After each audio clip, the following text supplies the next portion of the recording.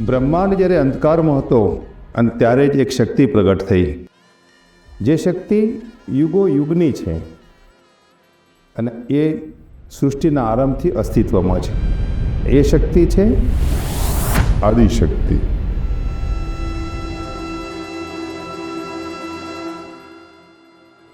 સનાતન ધર્મ અનુસાર બ્રહ્માંડનું સંતુલન શિવ અને શક્તિથી બનેલું છે. શિવ એ ચેતના છે, શક્તિ એ સર્જન છે.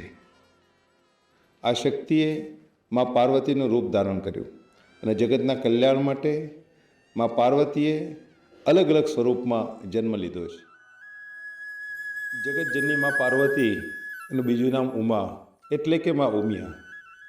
મા ઉમિયા એ શક્તિ અને સંસ્કારનું પ્રતીક છે. ધર્મ કહે છે કે જ્યારે જ્યારે પણ ધર્મ, સંસ્કૃતિ અને માનવતા માટે શક્તિની જરૂર પડી ત્યારે મા ઉમિયાએ તેનો અવતાર લીધો છે. શક્તિનું સ્વરૂપ એટલે મા પાર્વતી, બીજું નામ મા ઉમિયા. તે કોઈ એક કુળની દેવી નથી, પરંતુ એ સનાતનીઓની શક્તિની દેવી છે. અને એટલે જ દરેક સનાતની મા ઉમિયાને પોતાની જગતજનની દેવી તરીકે એને પૂજે છે.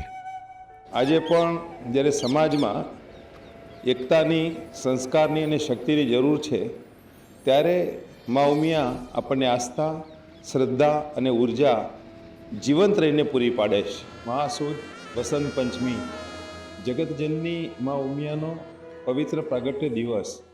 આ એક તિથિ માત્ર નથી, પરંતુ એક ક્ષણ છે કે જ્યારે ધરતી ઉપર દરેક જીવમાં આસ્થા અને ઉર્જાનો સંચાર કરવા માટે મા ઉમિયા શક્તિ રૂપે પ્રગટ થયા છે. જય ઉમિયાજી.